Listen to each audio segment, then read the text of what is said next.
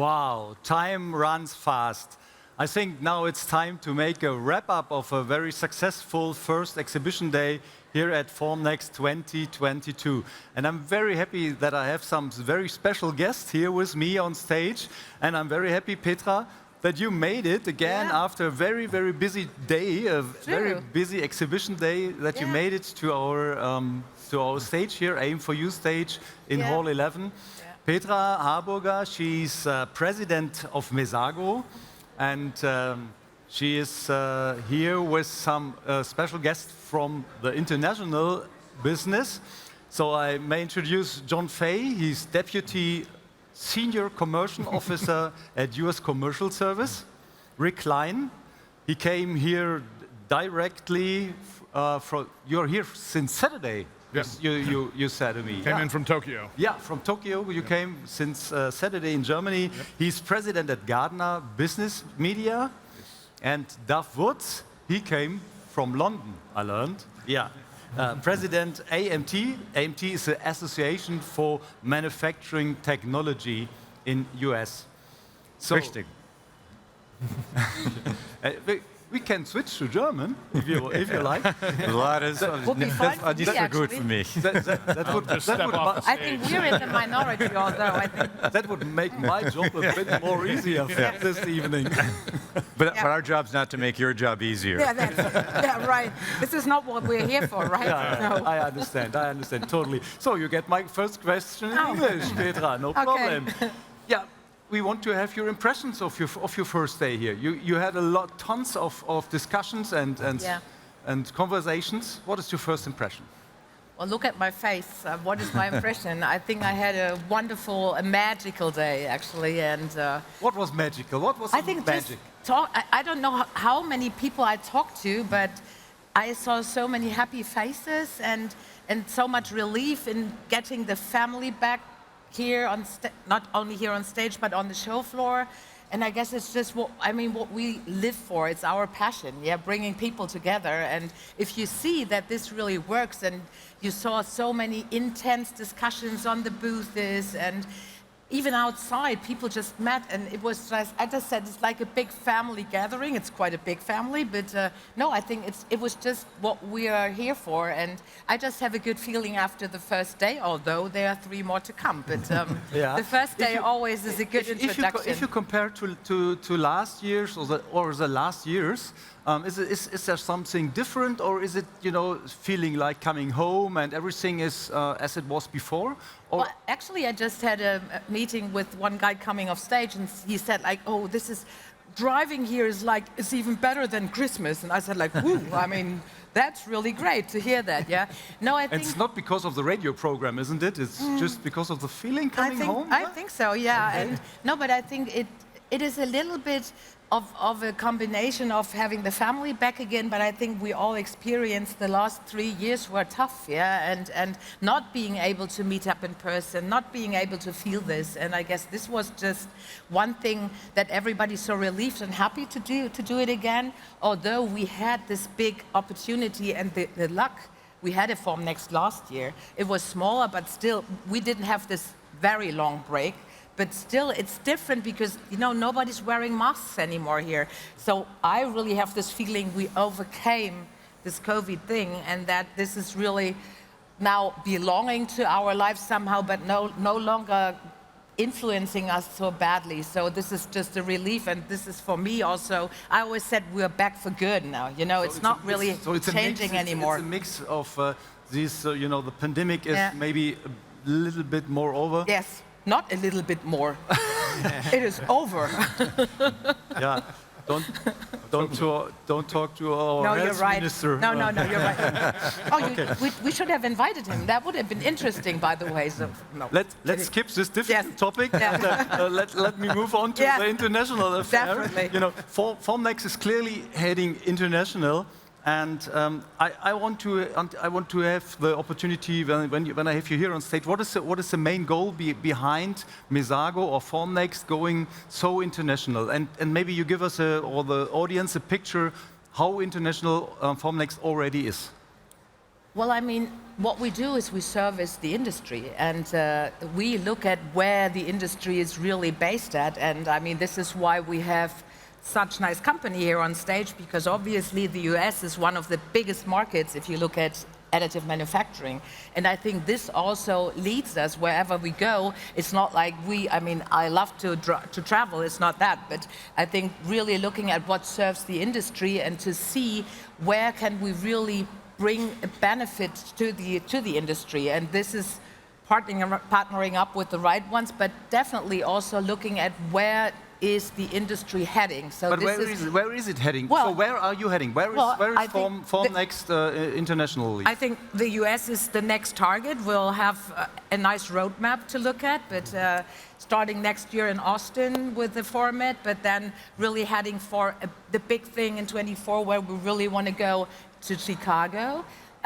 We already are actually in China, which is, I'm happy our Chinese colleagues are here, which is wonderful. We also didn't see them for 3 years, and we have a very successful show there in Shenzhen, which is very national at the moment, more Chinese oriented. But no, I think we have plans, but I think we do this step by step and really look also for the right people to partner up with, because I think the first thing now was also to re-strengthen our mother event here in Frankfurt, which is now, I think, back to really almost the size we were in 2019, and then we'll take it from there step by step. And one sentence to Japan? Japan is a very interesting market, definitely. We also have colleagues there. We have a wonderful little event there, which it was actually the only event that took place in 2020. They managed it. It was a small forum, but yeah, definitely. Unfortunately, we were not able to go there, but yes, this is also something we build up step by step. So yeah, I think the most important markets we cover now, and let's see what happens next. John, as commercial, I want to say it right, commercial counselor responsible for the German market, can you give us some insight about the development of the AI market in US? Petra mentioned it's a very important market, but maybe you can tell us a bit more detail? Sure. I mean, a lot of the work that we do is to bring U.S. companies to foreign markets. And I work in the embassy in Berlin, and we have colleagues throughout in all the embassies across Europe who are doing the same work across the world. I think one of the things I've noticed at the show today, in my impressions, is that the industry seems to be moving towards more sophisticated manufacturing processes and more advanced materials, larger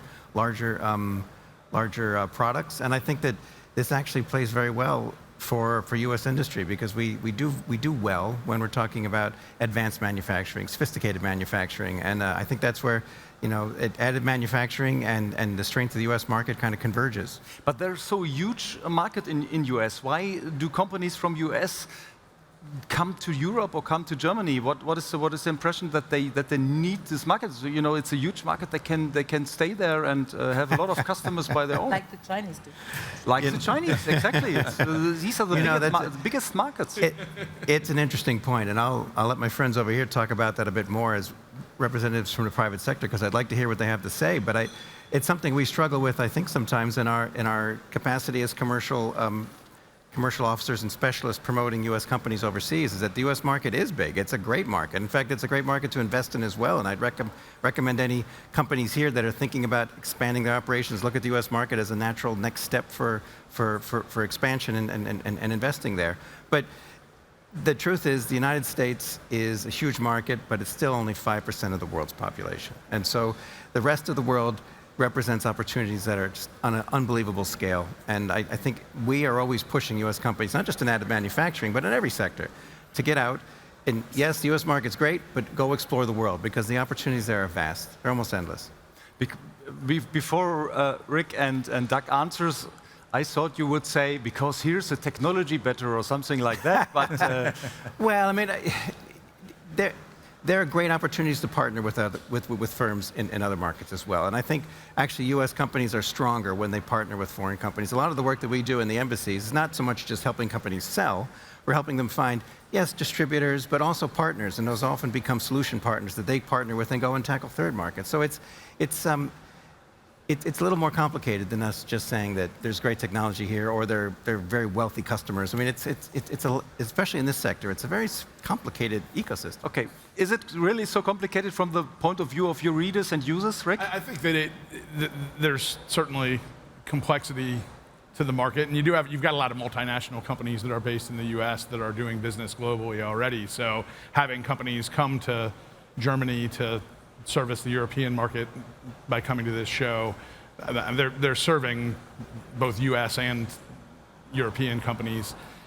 There's also the fact that there's so much development of technology in this space that's coming out of the U.S. right now that they want to bring to Europe, and they want to be global players as they're trying to grow their businesses. And really in the capital equipment market and in the materials market and in the software market, so much development in this space is coming out of the US. Can one say you need a footstep in the European market to become a real global player? Is it right? I think that's for sure, yes. Okay. And it's, most of the development in additive is happening either in Germany and Europe or in the US. It's not quite so much coming out of Asia like in a lot of the other sort of capital equipment markets that we serve. Much more development is coming out of Europe and the US. Okay.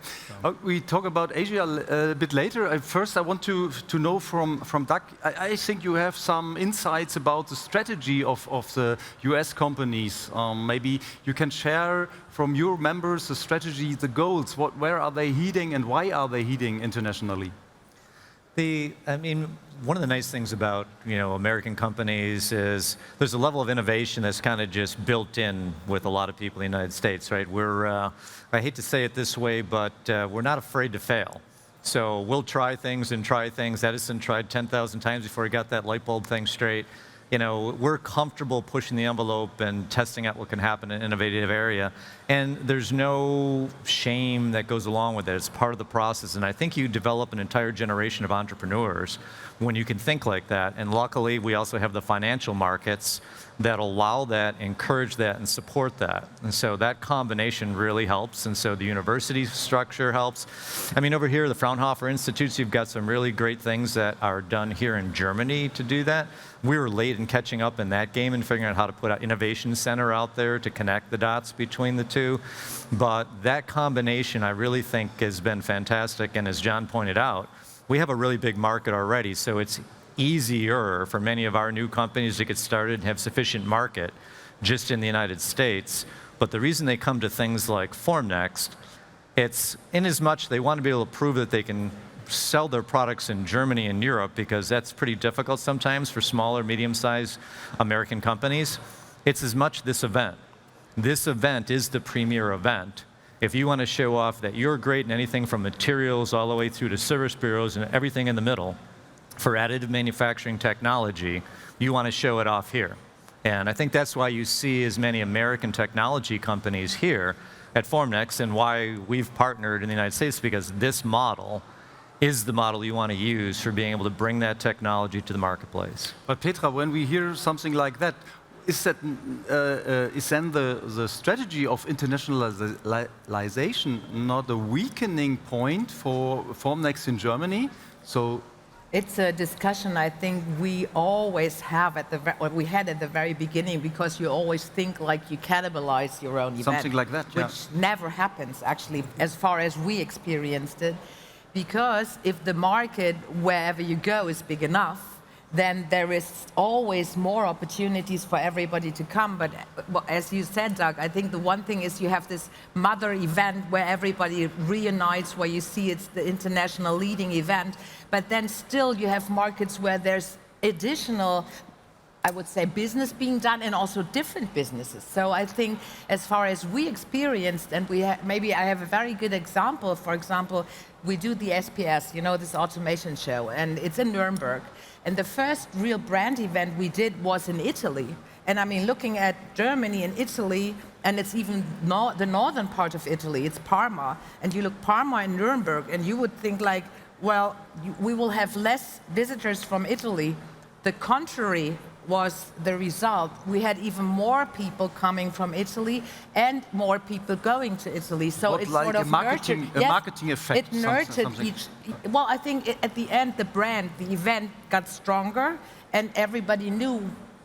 If you go there, you know what to expect. And I mean, at the end, we have to deliver. This is also something. I mean, if you have a certain, I would say, level of what you want to show, then you have to deliver it. But there it worked out well. And as I said, it supplements each other. It doesn't really cannibalize each other. And you're not going to do one of the exhibitions. They all have their personality, let's say. Yeah, well, it's really adapted to the local markets, Okay. I would say. And local does always sound so small. I mean, the US is not small, yeah?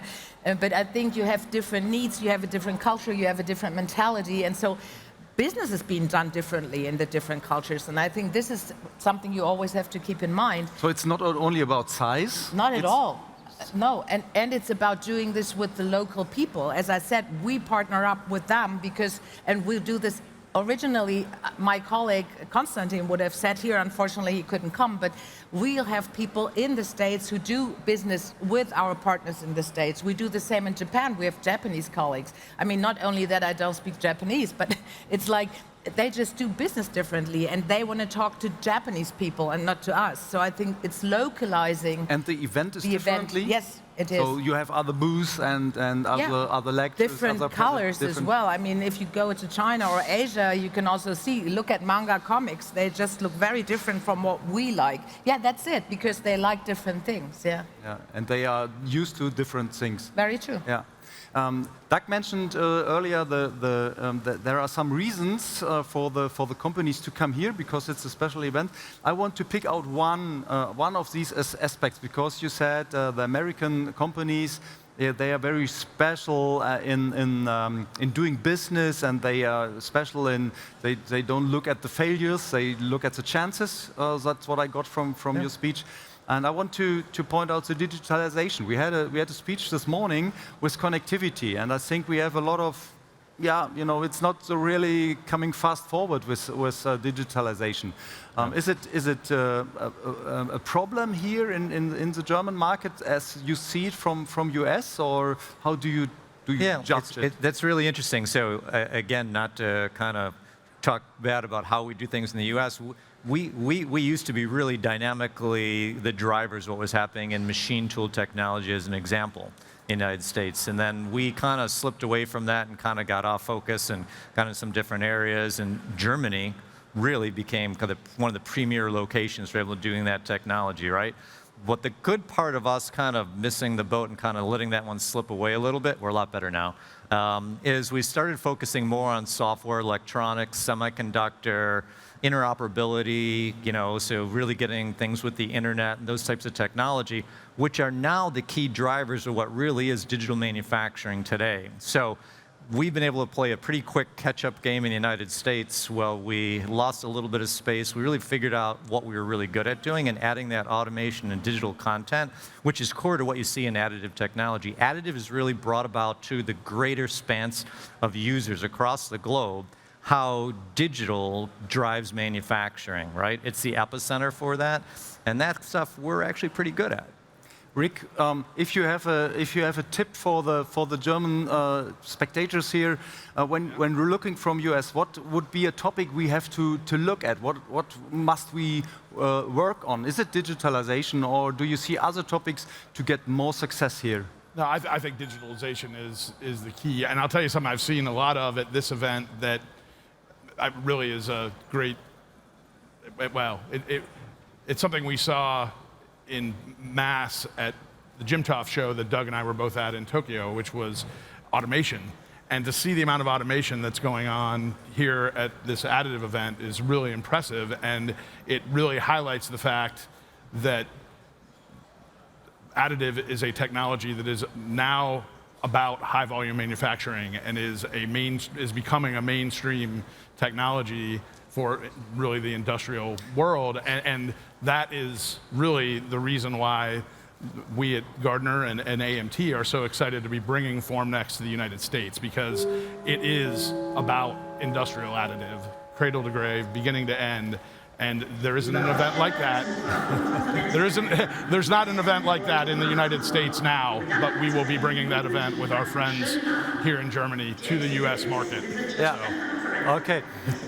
So we have an announcement here in the hall, so Yeah. it's very... This is what an exhibition is about, We talked about that actually this morning, and we slipped this morning, so and we made it on point in the evening. But let me come back to the question. Yeah. I want to know if that aspect you mentioned, do you talk about the machine, the processes in the machine, or are you talking about the whole process chain around the process? It's the whole process chain, and that is really the unique thing about Formnext is that it looks at the entire additive process, the materials, the software, the hardware, and the service bureaus, the whole value chain that is tied to the additive community. And that's what we're really excited to be bringing to the US. And to get a progress, we have to look more into this digitalization. And this morning we had the topic, we have to look more into connectivity and then take the data from sensors and so on, and do some AI on this data to have a better performance in AM. As Doug talked about, the Americans' willingness to try things and fail, it can help you fail cheaper.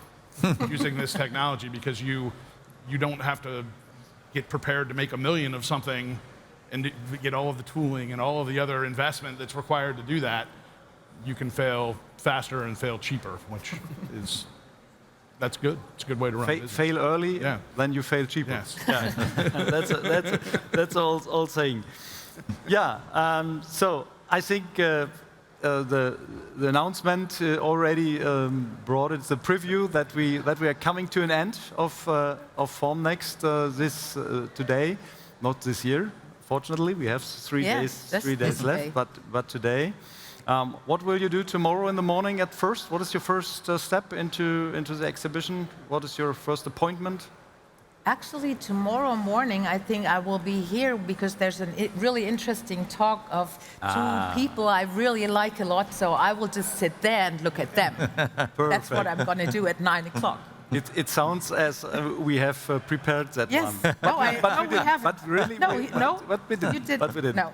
So quick answer. Where is your first appointment or your first goal tomorrow? Tomorrow, well, actually, I'm going to speak on behalf of the U.S. government and not myself, because I go to another trade show. No offense. It's okay, don't worry. I have to go to Medica tomorrow, but I want to mention that we will be bringing our Undersecretary for International Trade, Marissa Lago, to the Formnext show. It's the first time we've ever had an Undersecretary for International Trade come to the show.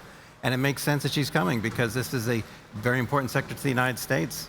So. And we'll tell the whole story to her as well. Yeah. Rick, you're first? I suspect I'll be probably rehydrating first thing tomorrow, because this event lends itself to some after-hours work as well as work here on the show floor. So. Okay. We accept that. And yours first? Yeah, I'm an ultra-marathoner, so I'll be doing more laps of all the aisles, making sure I don't miss anything, and I also get my training in for the day. So that's my plan. Perfect. So I wish you all a successful day tomorrow here at the exhibition, and that by doing the hydrating business, I don't know. And hydrating is it? Yeah. Dehydrating, yeah. No, rehydrating. Yeah. So, no, rehydrating. Yeah. Getting sorry. water back in. It was a long day for me as well. I need some water. I think you talked more than we did almost. I need a bit of water. Yeah, dear ladies and gentlemen, the audience here and at the stage, and the audience at home at the screens, thank you very much. Thank you for being with me at the end of the day. And thank you for having us. Yeah, sure. And thank you at home at the screens for being with us with our live stream that ends now. But tomorrow in the morning at 9 o'clock we will be on point here at our stage. And if you watch us at the YouTube channels, then you can watch us there again tomorrow. And if you miss the one or the other, no fears. We are recording everything, and you can have a look at all the recordings in the Formnext Mediathek. Okay, thank you very much, and come back home safely, and yeah, stay tuned. Bye-bye.